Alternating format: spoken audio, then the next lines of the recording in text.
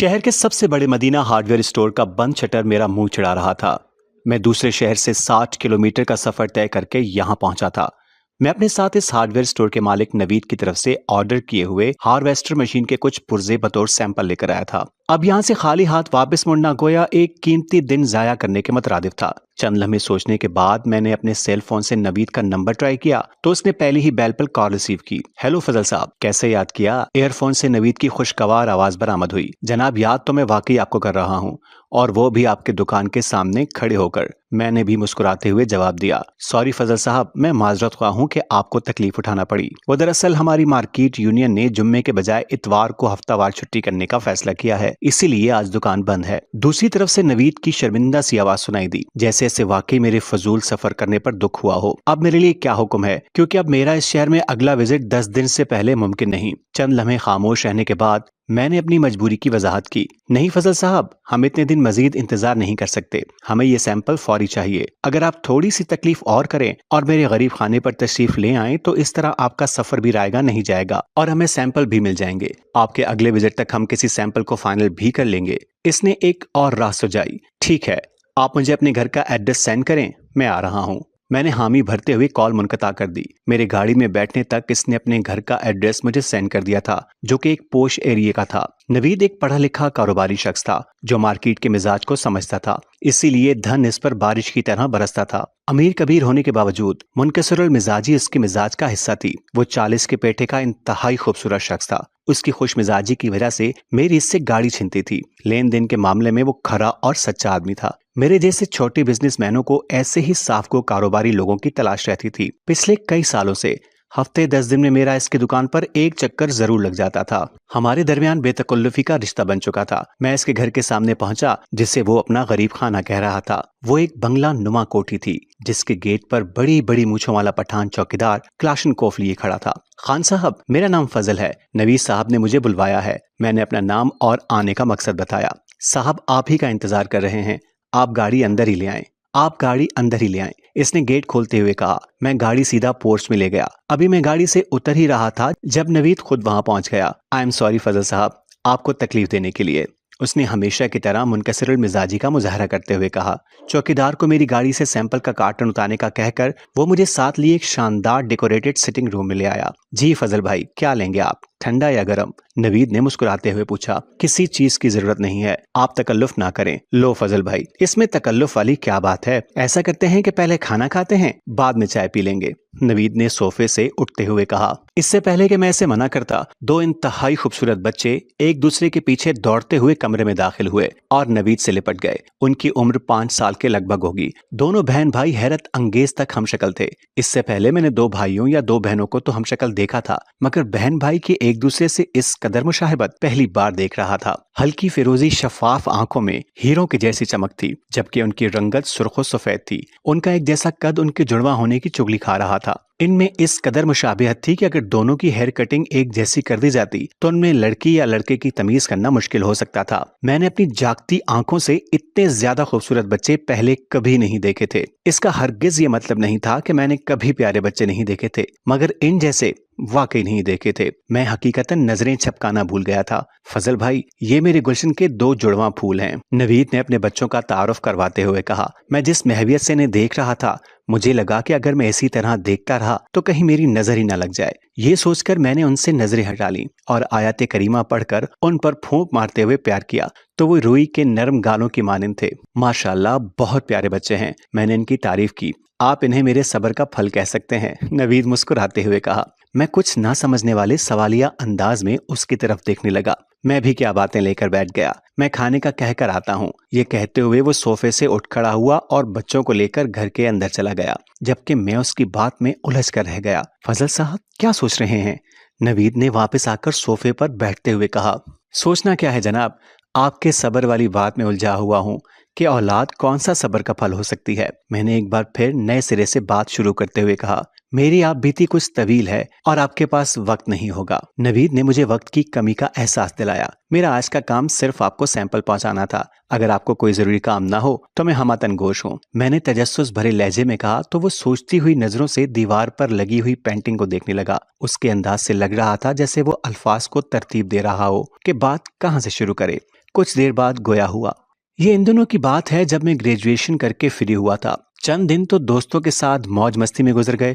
फिर एक दिन वालिद मरहूम ने मेरे लिए ऑर्डर जारी कर दिया कि मैं स्टोर पर आया करूं ताकि कारोबार की ऊंच नीच को समझ सकूं। घर में किसी की हिम्मत नहीं थी कि अब्बू के सामने दुम मारे। मरता क्या ना करता के मुताबिक मुझे भी स्टोर पर जाना पड़ा। मेरे दो बड़े भाई भी कारोबार के मुकम्मल एक्सपर्ट हो चुके थे, जो अब्बू की निगरानी में तमाम कारोबार संभाले हुए थे।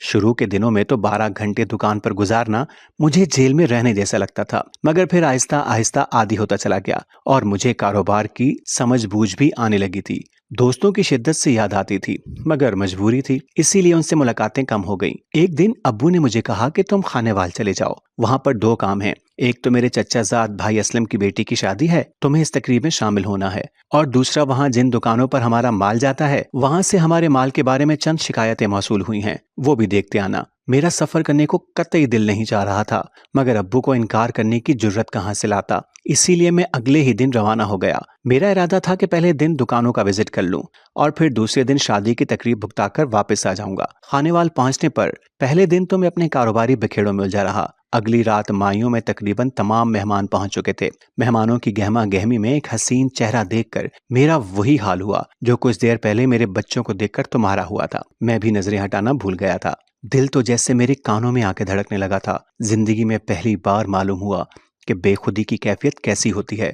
महक से सरसरी सी हेलो हाई हुई। पूछने पर मालूम हुआ कि वो मेरे अब्बू के दूर के रिश्तेदार थे। वो अपनी फैमिली के साथ दीनापुर से आई थी। मैं खानेवाल से वापस तो आ गया, मगर अपना आप वहीं कहीं छोड़ आया था। कोई चीज अच्छी नहीं लग रही थी। मैं जिंदगी के मामूलात को किसी रिपोर्ट की तरह अंजाम तो दे रहा था, मगर उनमें ज़ौक़ और शौक नहीं था। अब्बू बात बात पर मुझे पूछने लगे थे कि तुम्हारा ध्यान कहाँ है। चंद दिनों में बात यहाँ तक पहुँच गई कि हमारे स्टोर के मुलाजिम भी मेरी हालत पर तबसरे करने लगे थे। साहब जी, खाना लगा दिया है, अधेड़ उम्र मुलाजमा ने नवीद को मुखातिब करते हुए कहा।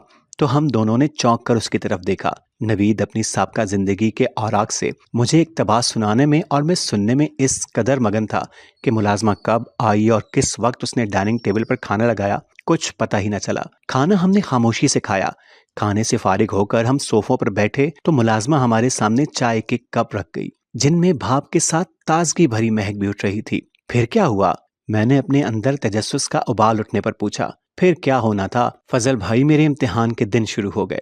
मैं एक पढ़ा लिखा नौजवान था। मुझसे बड़े एक भाई और दो बहनों की अभी शादी होना बाकी थी। इनसे पहले मैं किस मुंह से कहता कि मेरी शादी करवा दें, मगर हजारों दलीलों के बाद भी नामुराद दिल की सुई एक ही जगह पर अटकी रही। कोई चीज मुझे अंदर ही अंदर खाए जा रही थी। मेरे अंदर बेचैनी इतनी बढ़ गई थी कि मुझे लगने लगा कि अगर मैंने एक नजर महक को ना दिखा तो मर जाऊंगा। मैं जितनी कोशिश कर रहा था कि मेरे दिल का हाल किसी पर मुनकशिफ ना हो, मेरी बदलती हुई हालत इतना ही शोर मचा रही थी। फिर एक दिन तो हद हो गई। मैंने गाड़ी निकाली और सीधा खानेवाल जा पहुंचा। एक बहाना बनाकर चच्चा से महक के घर का एड्रेस लिया और फिर इसी वक्त दीनापुर के लिए निकल खड़ा हुआ। मुसलसल 8 घंटे की ड्राइव से मैं वहां पहुंच पाया जब तक रात हो चुकी थी। मैंने उनके घर जाने के बजाय कोई होटल ढूंढने लगा, मगर इस छोटे से कस्बे में मुझे रात गुजारने के लिए कोई होटल नहीं मिला।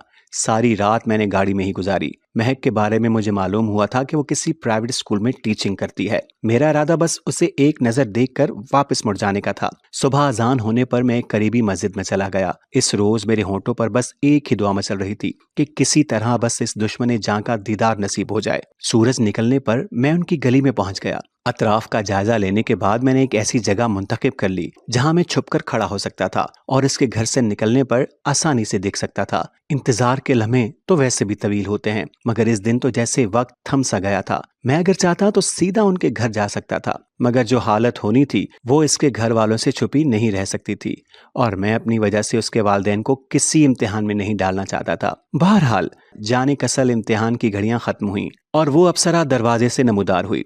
दिल को जैसे ठंड सी पड़ गई थी। वो अपने छोटे भाई के साथ घर से निकली थी। चंद गलियों के फासले पर वो एक स्कूल में दाखिल हुई थी। फिर अगले 8 घंटे का सफर से जब मैं घर पहुंचा तो रात हो चुकी थी। सारी फैमिली एक जगह इकट्ठी बैठी हुई थी, जबकि अब्बू किसी बिफरे हुए शेर की तरह इधर उधर टहल रहे थे। मुझे देखते ही वो फट पड़े। कहाँ थे तुम? ये मेरी जिंदगी का पहला मौका था जब मुझे उनसे डर नहीं लग रहा था। मैं बस शर्मिंदा सी नजरों से उन्हें देख रहा था। मैं बिना बताए 2 दिन घर से गायब रहा था। उनकी परेशानी अपनी जगह बिल्कुल ठीक थी, क्योंकि इससे पहले कभी ऐसा नहीं हुआ था। अब्बू मुसलसल मुझसे पूछ रहे थे, मगर मैं बुत बना खड़ा था। मेरे पास इनके सवालों का कोई जवाब होता तो देता। फिर बड़े भाई इखलाक की मदाखलत से मेरी जान बख्शी हुई, मगर तब तक अब्बू के थप्पड़ों से मेरे गाल और मेरे कान सुर्ख हो चुके थे, जिनमें से निकलती हुई तपिश मुझे साफ महसूस हो रही थी। भाई इखलाक मुझे लेकर मेरे कमरे में आ गए और काफी देर तक मेरी आंखों में झांकते रहे। उनकी आंखों से आंसू छलकने को थे। यार, आज से पहले तो तुम्हें खराश भी आती थी तो तुम मेरे पास दौड़े चले आते थे, मगर अब ऐसा क्या मसला हो गया है कि तुम अकेले ही झेल रहे हो? बताओ मुझे। भाई इखलाक ने प्यार भरे लहजे में कहा तो मैं सिसक पड़ा। मेरे अंदर रुका हुआ सैलाब उनके कंधे को भिगो गया। मैंने सारी बात इखलाक भाई को बता दी। भाई इखलाक सबसे बड़े थे। वो अब्बू की कॉर्बन कापी थे। उनके अपने 4 बच्चे थे, लेकिन मुझे अपने बच्चों की तरह ही ट्रीट करते थे। यार, ये क्या तरीका है मोहब्बत करने का? अगर तुम्हें शादी ही करनी है तो पूरी बिरादरी में जिस लड़की से कहोगे मैं तुम्हारी इससे शादी करवा दूंगा, और अगर वो लड़की तुम्हें इतनी ही पसंद आ गई है तो तुम मुझसे कहते, मैं खुद हैंडल कर लेता। मेरी सारी बात सुनने के बाद इखलाक भाई ने मुंह बनाते हुए कहा, ओके, अब तुमने ये बात किसी से नहीं करनी। मैं देखता हूँ कि ये मसला कैसे सुलझ सकता है, और ये शेव वगैरह बनाओ और अपनी सेहत का ख्याल रखो। चंद दिनों में ही मैं सालों का बीमार लगने लगा। भाई ने वापस जाते हुए कहा तो मुझे याद आया कि मैंने पिछले 36 घंटे से कुछ नहीं खाया। चंद दिन बाद इखलाक भाई रिश्ते के लिए दीनापुर गए, मगर वापसी पर उनका मुंह लटका हुआ था। महक बचपन से ही अपने कजन से मंसूब है। ये खबर मुझ पर बिजली बनकर गिरी थी। मेरी संभलती हुई हालत एक बार फिर से अबतर होने लगी। मैं अगले दिन मुंह अंधेरे एक बार फिर दीनापुर के लिए निकल पड़ा। मैं जब वहां पहुंचा तब स्कूल से छुट्टी होने वाली थी। मैंने छुपकर इसका दीदार किया और फिर लौट आया। फिर तो मेरी रूटीन बन गई। हफ्ते में 2 दिन तो हर हाल में दीनापुर जाया करता था। कभी कभार तबीयत ज्यादा बेचैन हो जाती तो 3 चक्कर भी लग जाते। स्कूल के सामने मौजूद नान पकोड़े की दुकान वाले से मेरी दोस्ती हो गई थी। देर सवेर हो जाती तो उसकी दुकान पे ही रह जाता। पहले पहल तो मेरे इस रवैये पर घर में खूब हंगामे हुए, मगर फिर सब ने गैर एलानिया तौर पर मुझसे लाताल्लुकी इख्तियार कर ली। बस भाई इखलाक और अम्मी ही थे जो मुझे समझाने बैठ जाते थे, मगर मैं हर बार अपनी दिली कैफियत बताने में नाकाम हो जाता था। भाऊ नवीद, क्यों इस नामुराद मर्ज में जल मरने का इरादा क्यों किए बैठे हो? खुद पर और अपनी फैमिली पर रहम करो। ये शराब है और शराब का हकीकत में कोई वजूद नहीं होता। एक दिन साजिद ने पकौड़ों का पोरा डालते हुए फलसफियाना अंदाज में मुझे समझाने की कोशिश की। मैं स्कूल के गेट से छुट्टी करके निकलते हुए बच्चों को देख रहा था। साजिद की बात सुनकर मुस्कुरा दिया। इससे पहले कि मैं इसे कोई जवाब देता, उसकी दुकान पर मासूम ग्राहकों की यलगार हो गई, तो वो उनमें उलझ कर रह गया। आज छुट्टी को काफी वक्त हो गया था, मगर महक स्कूल से नहीं निकली थी, जबकि उसकी साथी टीचर्स भी जा चुकी थी। मेरा इंतजार तशवीश में बदलने लगा। पहले कभी ऐसा नहीं हुआ था। मैं भी इसके बारे में सोच ही रहा था कि गेट से एक छोटा सा लड़का निकला और सीधा मेरी तरफ आया। अंकल, आपको मिस महक बुला रही हैं। इसने मासूम से लहजे में पैगाम दिया तो मैं सकते में आ गया। उसे मेरी यहाँ मौजूदगी का इल्म कैसे हुआ? ये सवाल किसी हथौड़ी की तरह मेरे जहन पर बरसने लगा। मैं तो कभी भी उसके सामने नहीं हुआ था, बस दूर से ही एक नजर देखकर पलट जाया करता था। मैं उठकर बच्चे के साथ हो लिया। गेट से अंदर दाखिल हुआ तो वो महजबीन सामने ही खड़ी थी। उसकी फेरोजी आंखें आंसुओं से लबरेज थीं, जबकि पंखड़ियों जैसे होंठ कपकपा रहे थे। वो शायद कुछ कहना चाह रही थी, मगर जबान साथ नहीं दे रही थी। कैसी हो महक? मैंने शर्मिंदा से लहजे में पूछा। नवीद, मेरे वालिदैन इंतहाई इज्जत वाले लोग हैं। क्यों हमारी इज्जत खाक में मिलाने पर तुले हुए हो? खुदा के लिए मेरा पीछा छोड़ दो। मैं उम्र भर तुम्हारी एहसानमंद रहूंगी। उसने हाथ जोड़ते हुए कहा तो उसकी फिरोजी आंखों से आंसू मोतियों की तरह गिरने लगे। उसकी बात सुनकर मेरी रूह तक लरस गई। महक, मैं कुछ नहीं सुनना चाहती। अब अगर तुम कभी यहाँ आस पास भी नजर आए तो मैं समझूंगी कि तुम चाहते हो कि मैं जिंदा न रहूं। खुदा की कसम, अब अगर तुम कभी यहाँ नजर आए तो वो मेरी जिंदगी का आखिरी दिन होगा। महक ने मेरी बात सुने बिना ही हतमी अंदाज में अपना फैसला सुना दिया। मेरे लिए वहां मजीद खड़े रहने का कोई जवाब बाकी नहीं रह गया था। मैं कांपती टांगों के साथ वापस साजिद की दुकान तक पहुंच गया, मगर वहां पहुंचते ही मेरी हिम्मत जवाब दे गई। बस मुझे इतना याद है कि साजिद मुझसे कुछ पूछ रहा था। जब मेरी टांगों ने मेरा वजन सहारने से इनकार कर दिया तो मैं मुंह के बल फर्श पर जा गिरा। जब होश आया तो मैं साजिद के घर पर था। फर्श पर मुंह के बल गिरने की वजह से माथे और नाक पर चोट आई थी। होंठ भी फटकर सूज चुके थे। साजिद, मेरा एक काम करोगे प्लीज? इसके बाद मैं कभी तुम्हें तंग नहीं करूंगा, मैंने इल्तिजाइया अंदाज में कहा। मुझे दोस्त कहते हो और बात अजनबियों की तरह करते हो, इसने भराए हुए लहजे में कहा तो उसके खलूस ने मुझे अपना गर्विदा कर लिया। यार, इस वक्त जब मैं आया तो मेरी गाड़ी वर्कशॉप गई हुई थी। मैं भाई की गाड़ी ले आया था।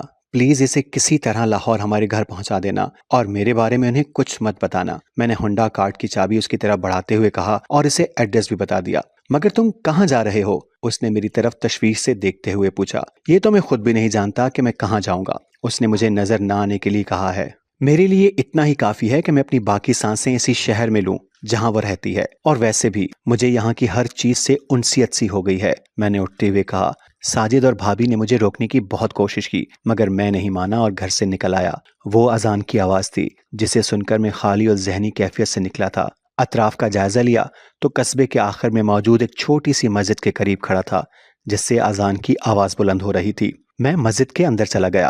असर मगरिब के बाद इशा भी हो गई, मगर मेरा वहां से उठने का बिल्कुल नहीं दिल चाह रहा था। मैं गुमसुम सा बैठा हुआ था कि अचानक किसी ने मेरे कंधे पर हाथ रख दिया। मैंने गर्दन मोड़ कर देखा तो वो नूरानी चेहरे वाले बुजुर्ग इसी मस्जिद के इमाम थे। क्या बात है बेटा, कुछ परेशान लग रहे हो? उन्होंने अपनाइयत से पूछा तो मैं सिसक पड़ा। मैं सबकी परेशानियों को दूर करने वाले के घर में बैठा हूँ। आप मेरे लिए दुआ करें कि वो मेरी इल्तिजा सुन ले। मेरी बात सुनकर उन्होंने मुझे गले से लगा लिया। वो शायद मार्फत के किसी दर्जे पर फाइज थे जो मेरे कहे बिना ही सब कुछ समझ गए थे। ये साथ ही हुजरा है, तुम इसमें रह सकते हो। उन्होंने मुझे मस्जिद में रहने की इजाजत देते हुए कहा। मस्जिद में चंद गिने चुने नमाजी ही आते थे। मैं किसी से बात नहीं करता था। ऐसे ही न जाने कितने महीने बीत गए। फिर एक दिन साजिद और भाई अखलाक मुझे ढूंढते हुए वहां पहुंच गए। भाई मेरी हालत देखकर रोने लगे। यार, अल्लाह ने तुम्हारी दुआएं सुन ली हैं। महक के वालिदैन रिश्ता देने के लिए मान गए हैं। भाई के मुंह से ये खबर सुनकर मुझे सख्ता सा हो गया। घर वापसी तक मैं ऐसी कैफियत में रहा। मगर भाई, वो तो अपने कजन से मंसूब थी। मेरे सवाल पर चंद सानिये भाई खामोश रहा और फिर गोया हुआ। मैंने महक के कजन के बारे में सारी मालूमात हासिल की तो मालूम हुआ कि वो एक निकम्मा नौजवान है और उसे जुए की भी लत है। जब मैंने उसे तुम्हारी इस हालत के बारे में बताया और महक से दस्तबरदार होने की कीमत पूछी तो उसने बिना किसी हिचकिचाहट के बदले में यूरोप भिजवाने की शर्त रख दी और मैंने इस डील को फौरन डन कर दिया। मुझे मेरा भाई चाहिए था, इसके लिए मुझे चाहे कोई भी कीमत अदा करनी पड़ती। उसने डील पक्की होने के बाद मंगनी खत्म कर दी। भाई अखलाक ने तफसील बताई तो मैं सर पकड़ कर बैठ गया। भाई, ये क्या कर दिया आपने? महक क्या सोचेगी मेरे बारे में? उसे कोई बताएगा तब सोचेगी ना। तुम अपने दिमाग पर ज्यादा जोर मत दो, बस ये देखो कि वो तुम्हें मिल रही है,